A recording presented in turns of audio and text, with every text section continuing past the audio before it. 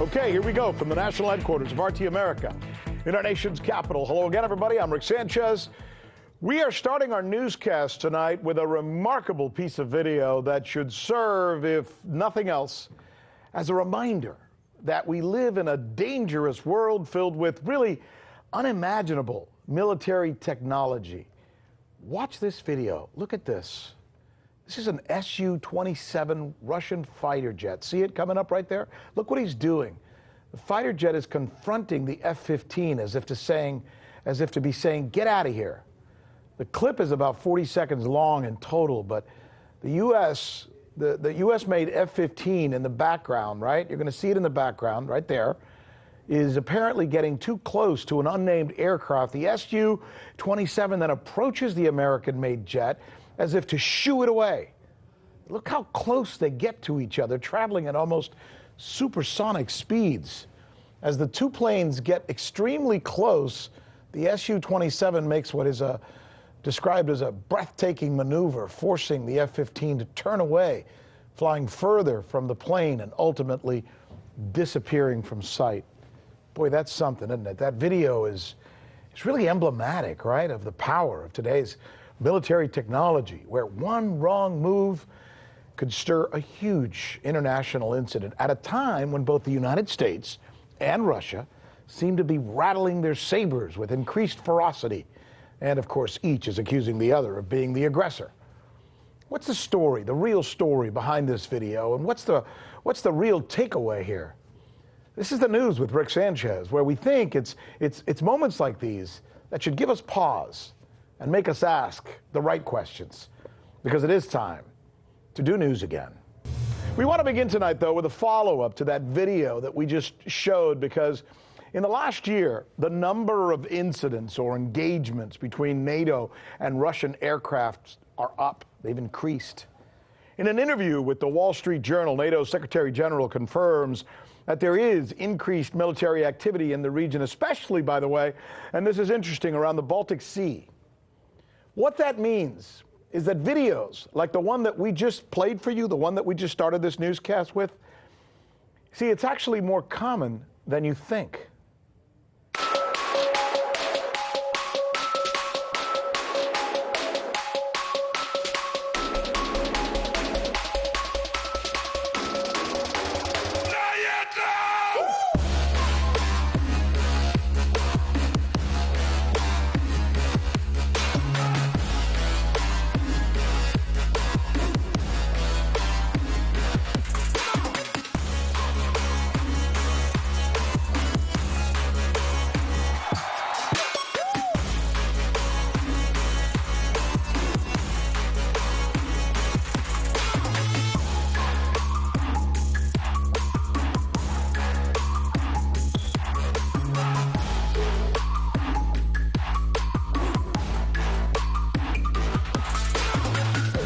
Some call them chases, some call them near misses. There were 5 that we showed you right there.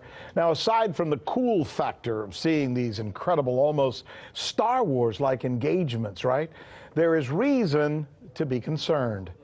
Joining us now is our analyst, John Jordan, who, aside from being a lawyer and a naval intelligence expert, John also happens to be a flight instructor with more than 9,000 hours of flight time. John, thank you so much for joining us as usual. Can you describe for us, I know that you and I have been talking throughout the day, or texting, I guess I should say, talking about these videos. Describe for our viewers, if you would, what we just witnessed there in that first video. Well, first of all, from the point of view of the camera, it's an airplane flying in straight and level flight.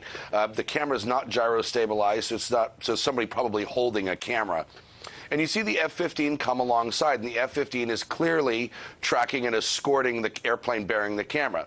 Now, unbeknownst to the F-15 pilot, the Su-27 comes up behind and to his right, roughly his 4 o'clock position, moving to his 3 o'clock position in aviation parlance. The Su-27 pilot then engages a fairly steep left bank. Out of more reflex than anything else, I think the F-15 pilot, who, by the way, was an American, there is no doubt that that is a U.S. Air Force F-15. There are no other NATO members really flying the F-15. So what you see is that the F-15 break away in an effort to avoid what would otherwise been a mid-air collision. It's amazing to watch this, and I can't help but wonder what's the real takeaway here, especially in light of what I just read from the Secretary General of NATO saying that there has indeed been increased military activity in the region of Eastern Europe. What's the takeaway here? What's your geopolitical take on this? Well, you got to go back to 1945, Rick, and the aftermath of the Cold War, and that's what NATO really is. NATO was formed because at the time, in the years after the Second World War, the Soviet Union had a massive conventional military advantage in Western Europe, led by Stalin, and Western Europe was very concerned about this, and rightly so. So that was a mutual defense treaty, which the most important part of which is Article 5, an attack on one is an attack on all. Fast forward 45 years, the Soviet Union collapses and the Russian Federation begins. And NATO, for reasons that I can't even begin to imagine, thinks it's a good idea to expand eastward. I don't think it was ill intent. I think it's just bureaucratic inertia in the exuberance of the fall of the Warsaw Pact.